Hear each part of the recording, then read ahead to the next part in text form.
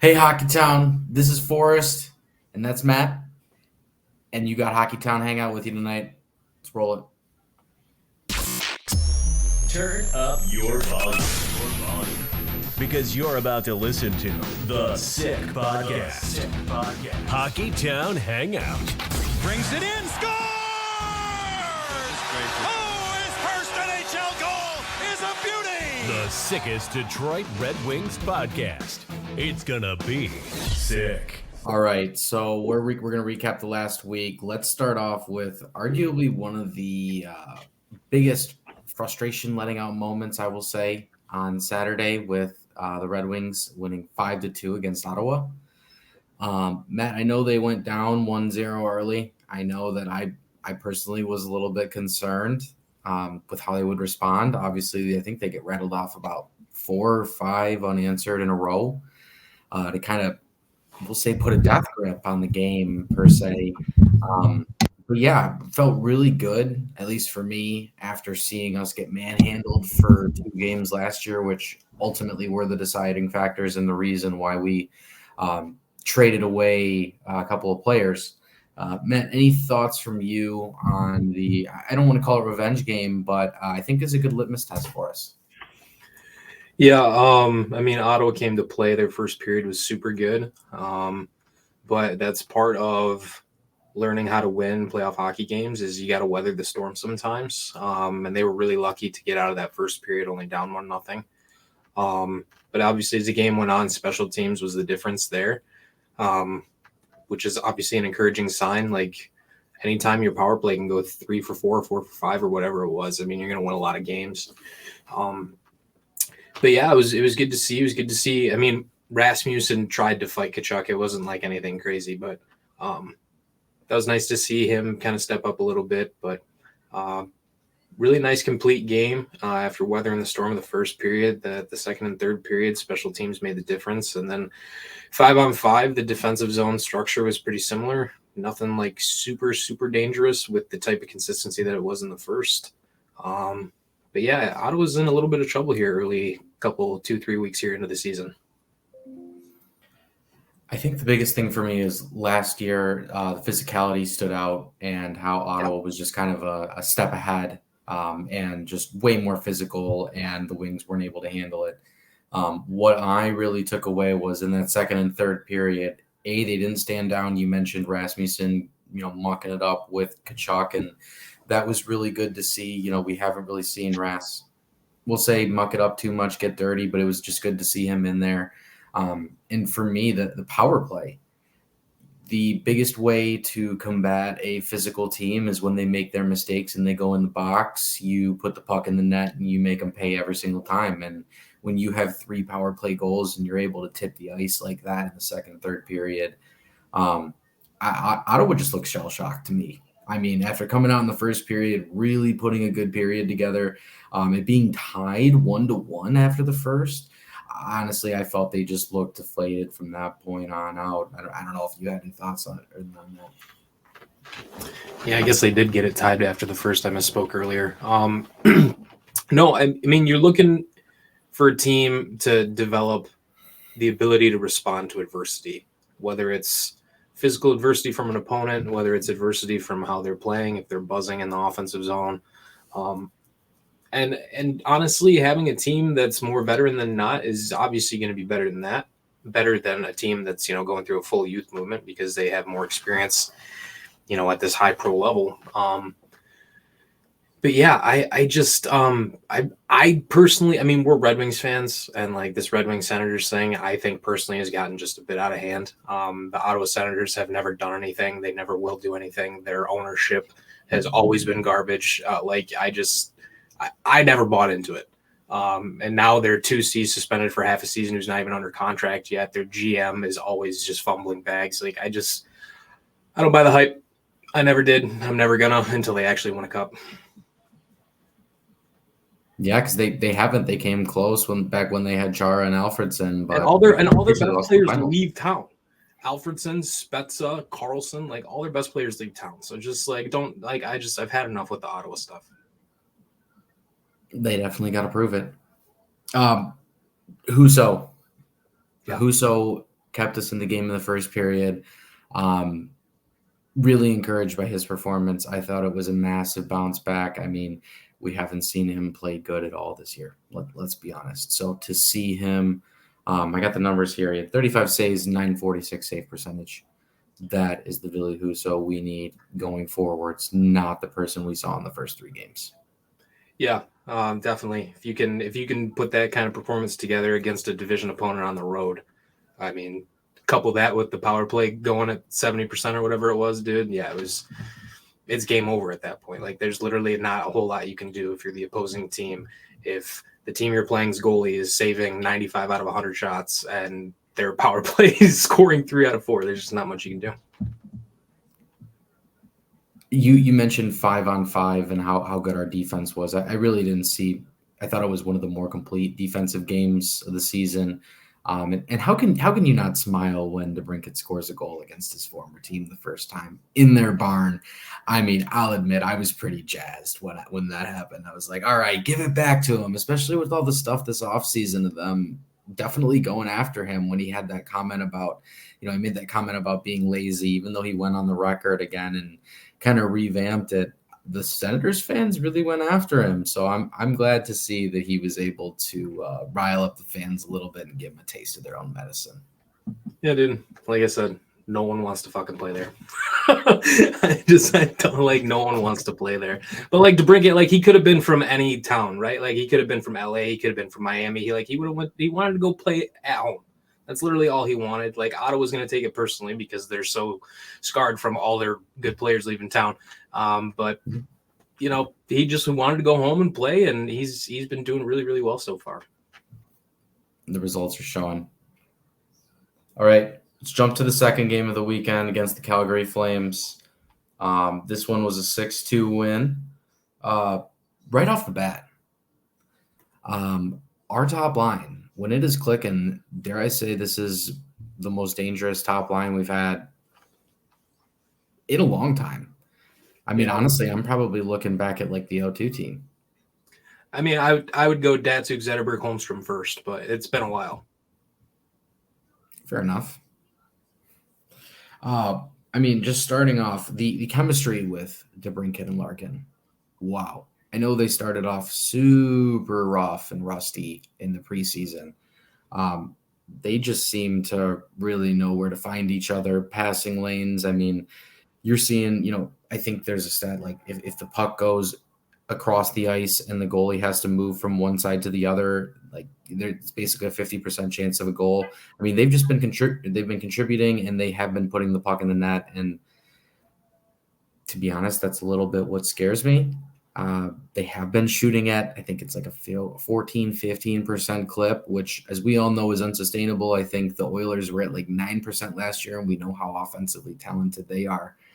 6-2, Matt, it was never really in question. Your initial thoughts? The cat trick, baby. That was electric. Really awesome to see him pot a hat trick so early. Again, I know we kind of beat this Larkin and DeBrincat stuff with a kind of over the head a little bit, but that's the team right now. They're kind of the talk of the league. When you talk Red Wings, everyone's talking about Larkin and DeBrincat and how they're connecting and playing together. But yeah, Calgary looked like sloppy and they looked pretty disorganized. So it wasn't surprising that they were able to pot 6 again. But was that? No, that was the Seattle game. But yeah, I just at that point in time, you're coming off dominating the Ottawa never was's, and then you come back and you come home and you dominate Calgary, and you're beating the teams you're supposed to be beating if you want to be a playoff team. Now, obviously, we talk about the offensive numbers, and those have leveled off a little bit, which we'll talk about here in a moment. But again, dude, if you can generate that type of offense and you have it all on film, you're going to learn from it. You're not going to have it every day. DeBrincat's been feeling under the weather lately, and guys are kind of banged up here and there. But in terms of that game, again, another game where just your best players were your best players, and you found a way to get another 2 points. I would agree with that. The cat trick, I love that. That just rolls off the tongue. Saw something that after the Calgary game, the Larkin, DeBrincat, and Raymond line was leading the league in chances for. Like they were at like over 55%. So I would agree they are the talk of the league. I mean, they are taking this the league by storm, and it's fun to ride the wave right now.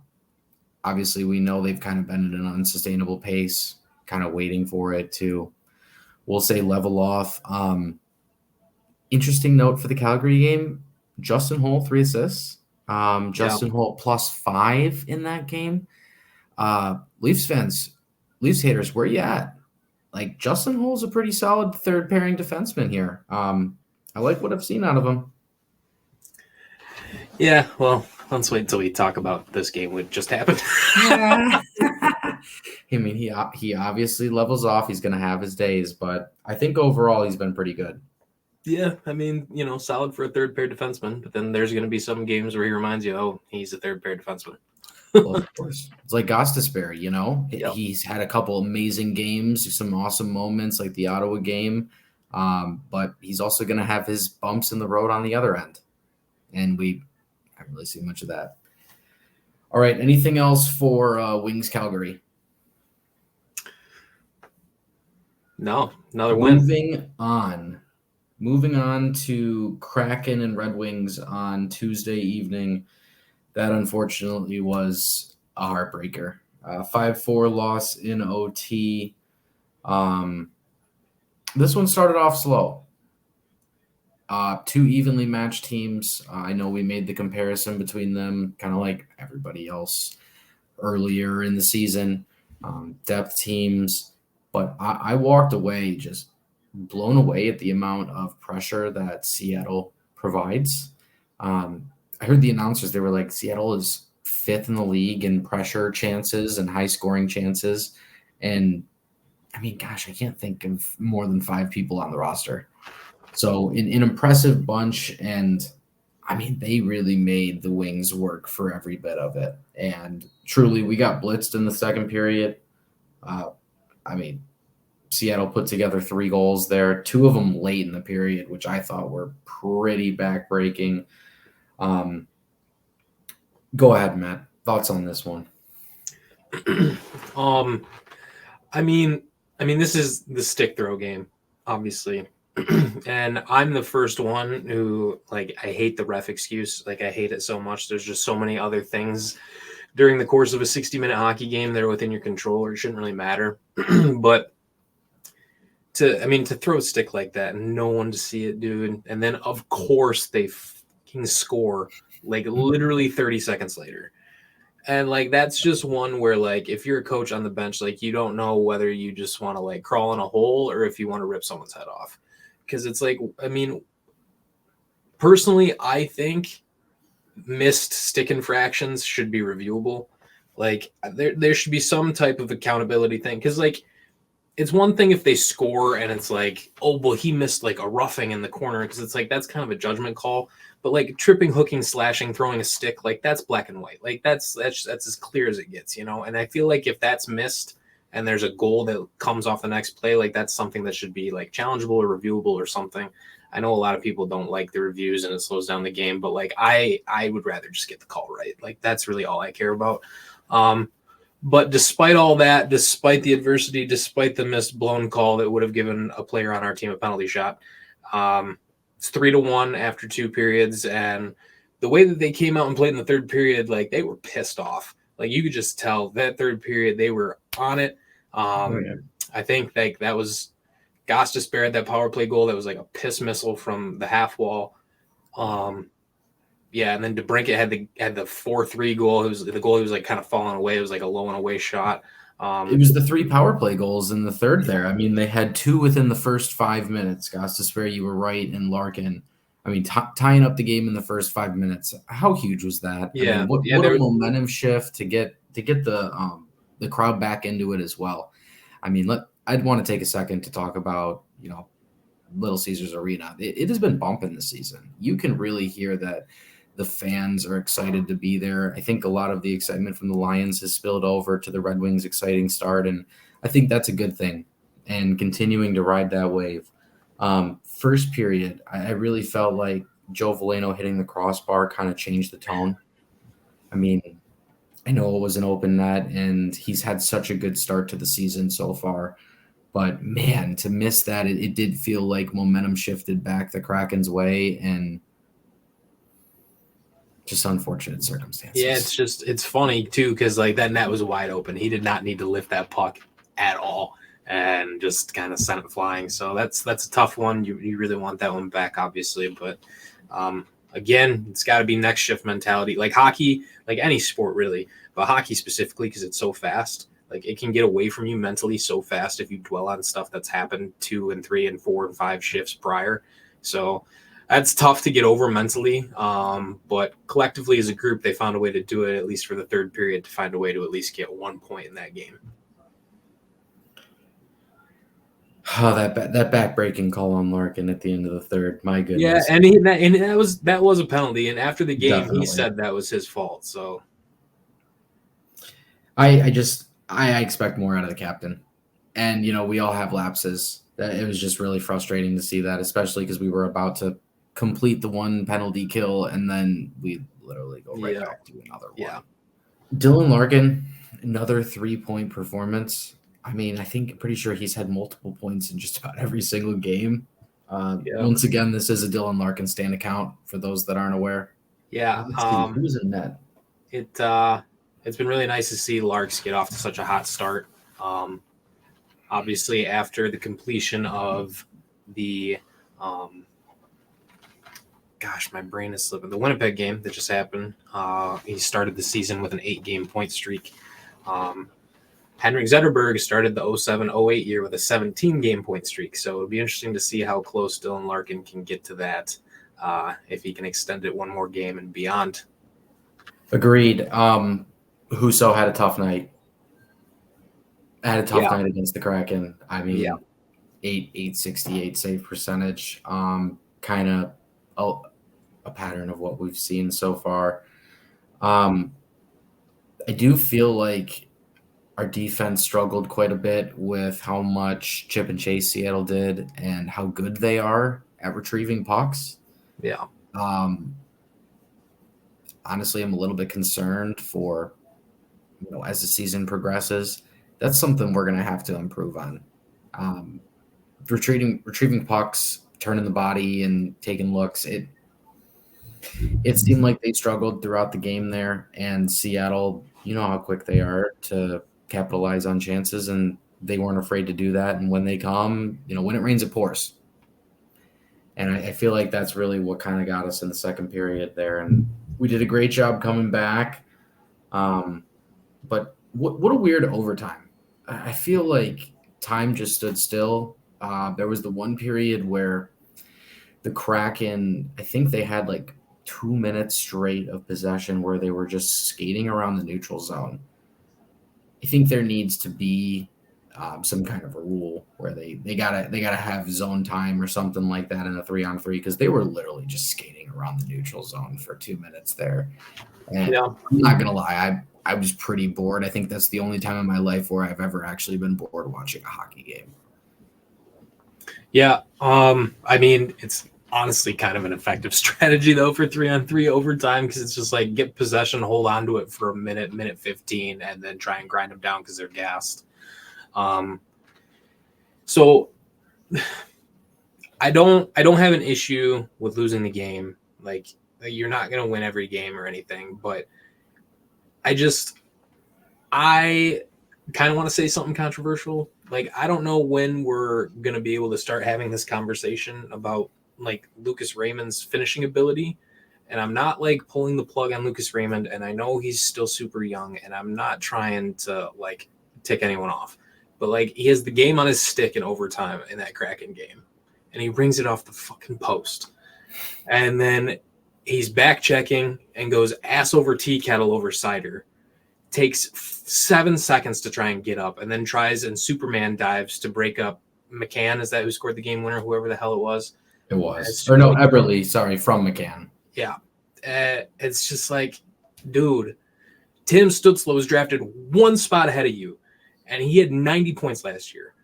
And you just scored your second goal tonight. And I know his line mates' offensive numbers are a bit inflated because they're on the power play, the first power play line. But gosh, dude, I know he's young, and I am not like super worried, but like in the yellow-ish range. Like, it's not green. It's just like it's a little yellow at this point. And I don't know. I'm curious to get your thoughts on that because I don't know, man. He has so many good looks, and it just feels to me like he doesn't finish as much as he should.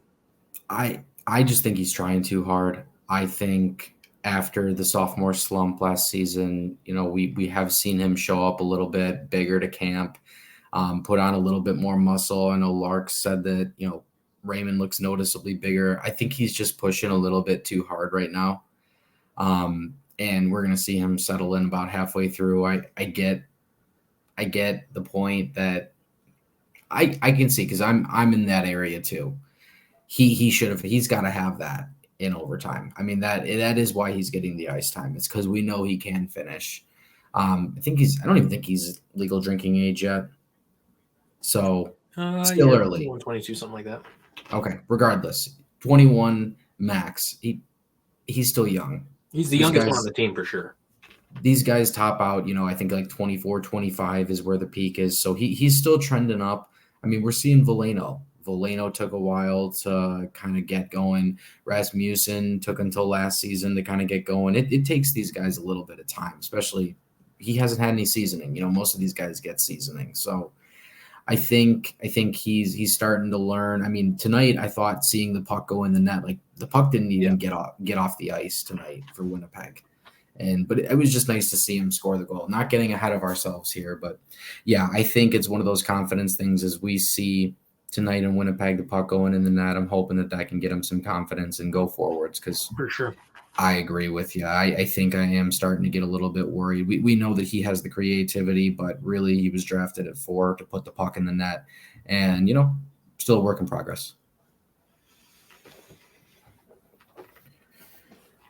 Speaking of Lucas Raymond putting the puck in the net, tonight the Red Wings lost 4-1 to the Winnipeg Jets.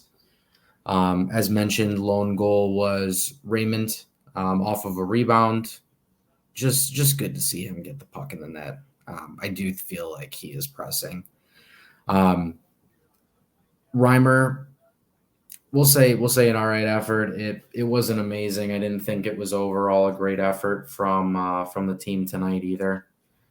I think really tonight against the Jets, we saw the regression go back the opposite way. A team that struggled last year to put the puck in the net.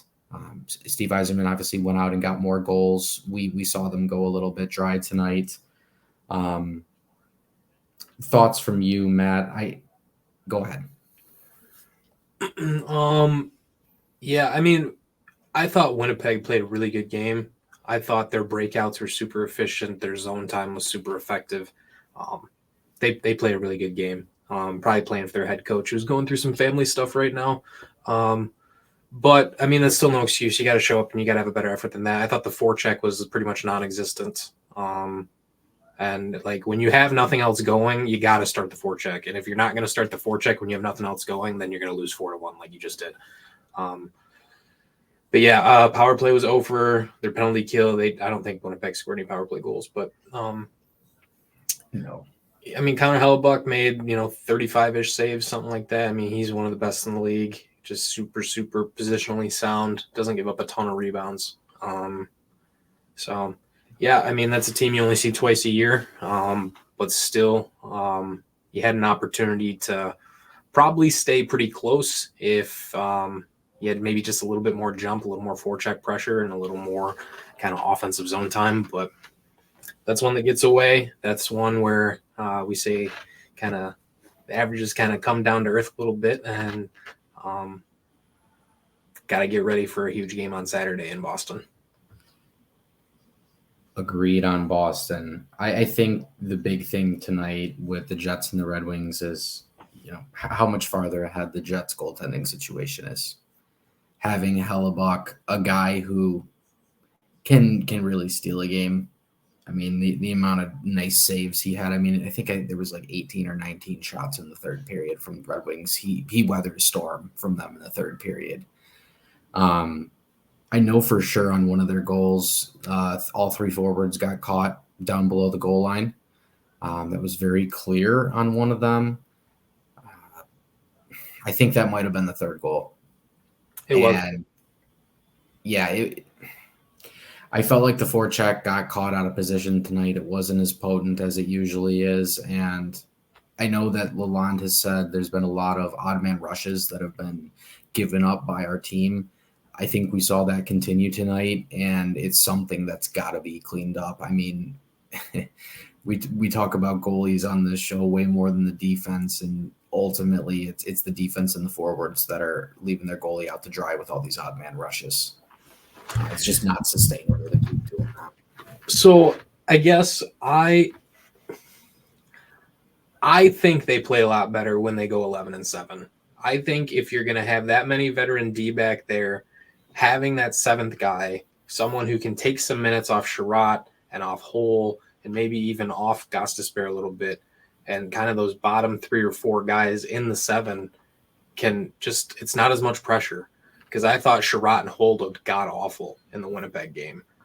I mean, on the second goal against Hull wheels around the neck. He's got the puck on his stick. He's got a little bit of pressure on his shoulder, but he's probably got a solid 2 seconds of room left to still skate and move the puck. And he just kind of half-ass rims it around. Easy takeaway for Winnipeg. And boom, it's in the net.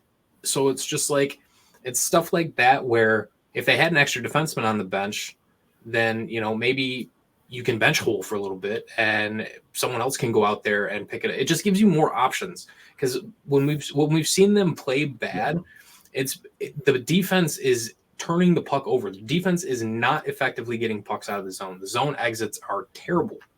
So, I mean, this is the D you got. The only other option you really have is call up Simon Edmondson. And even still, like, if you're not going to, like, I just thrown it out there. But, I like them with 11-7 more. I mean, you can't tell me that someone like Christian Fischer or Austin Zarnik can provide more value to the lineup than putting Jeff Petrie back there with everybody and allowing him to play, 11, 12 minutes or whatever the hell it is. I think that's an interesting point, Matt, about the 11-7. With Sherratt back there, everybody knows how we feel about him. Hull, he can be inconsistent. He has some good, some bad, some ugly. Gostisbehere, he can be, not defensively responsible. I think it's one of those things where you do have all this depth. Why not use it? Some guys might be hot one night, might be cold another. I think it's important from a depth perspective, like you mentioned, to maybe ride the hot hand. Somebody does make a mistake, you give them a breather and give them a chance to reset, as opposed to, oh, here you go, send them right out there again to do the same thing. I think that could be really helpful because, I feel like it kind of rotates with who's got the hot hand. Gostisbehere's been playing well recently, but we've seen Sherratt play well, Hull play well. Tonight, Sherratt and Hull weren't so great. We probably could have used a Petrie out there to spell one of them, from time to time. Yeah, it just makes more sense to me because I like Larkin and DeBrincat and Raymond and Comfer Rasmussen, the top 6 is obviously going to get the most ice time. So I guess I don't really understand why you have Sprong, Veleno, Perron, and then it's Zarnik, Fischer, and Kostin tonight. But don't tell me Austin Zarnik provides more value than adding another D back there. I'm not buying it. And Austin Zarnik's fine. He's a good little player, but he doesn't move the needle as much as a seventh defenseman, and the versatility back there to ride the hot hand and sit somebody who might be having an off night. Yes. Anything else for Winnipeg versus the Wings tonight? I know this one's kind of not really. This is kind of one of those games where it's just you got outworked pretty much in every zone and in every phase of the game. Specialty teams was a wash, but so what? It's just not a lot really that you can take positively from your play in this game.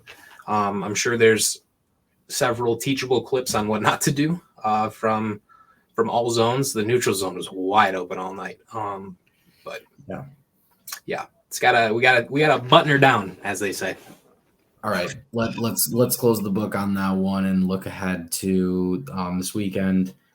Red Wings at the Bruins in the TD Garden. Boston's undefeated.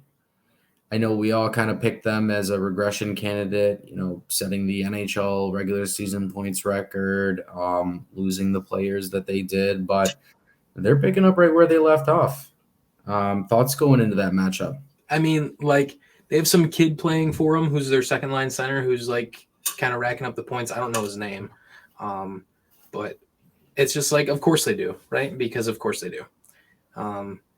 Is that Johnny Beecher? No, it's some kid. His last name starts with a P, I think. Poitras, Poitras. Yeah, that kid. Yeah, looks like he's got 4 points. He's +4. He's shooting at a 27% clip right now. Yeah, so outstanding stuff. Let's just find him on the street. But yeah, I mean, that's just such a tough building to play in. A Saturday night, Patriots aren't doing good. The Bruins started gross. It's gonna be a tough environment. I think it's a tougher test than the Ottawa game for sure. And just for the love of God, don't get blown out. I don't care if you lose the game. But for the love of God, please play better than you did tonight. Because if you take that same effort tonight to Boston on Saturday, it's not going to be 4-1 Playboy. It's going to be 8-rip. Couldn't agree more. Tonight was a lackadaisical effort. Throw it out, move on. I'm wondering if maybe they were looking ahead to that Boston matchup, and maybe that's why they came out a little flat tonight. But they got to show up with some effort on Saturday. Get pucks deep and make Boston work, because we know that Boston loves to hold on to the puck and skate circles around everybody. So I agree. This is a really good litmus test, better than Ottawa, because Ottawa is not the goal. Ottawa hasn't been to the playoffs. The Bruins were the number 1 team in the NHL last season. I think that's a way better litmus test. So I see your point on that. Please go ahead. And we've been taking a lot of penalties lately. And for the love of God, please do not put that Bruins power play out there 5-6 times, because you're just asking to have a sad flight home or wherever you're going next, because that is bad news. That is bad news. They got to really figure out how to stop committing the stick infractions, because it carried over into the Winnipeg game too from the Seattle game. There's been so many bad penalties, until they clean that up, they will get absolutely blown off the ice on Saturday night if they show up with that. So no more easy power plays for the other team, and goaltending's got to be there. But hey, I will say too, obviously the last couple games have been a little tough, but through 8 games, you're sitting at 5-2-1. That's 11 points. You're about 10% through the season. You're at 100+ point pace right now. So you really can't be mad about the start that they've had. All right. It sucks that the offense has leveled off a little bit here, but you had to know that was going to happen. It stinks that it happened against a game in the Winnipeg Jets where it's pretty winnable, but it happens. That's hockey, baby. So you just got to kind of be ready for it. And you could be right. It could have been looking ahead to that Boston game, because again, that's a division road matchup. That's a game that should be easy to get juiced up for. Saturday night in Beantown, it's always a good spot. But yeah, I mean, you really can't ask for a better start. And if somehow, some way they can put together a good skate tomorrow or the morning skate Saturday, whatever they're doing.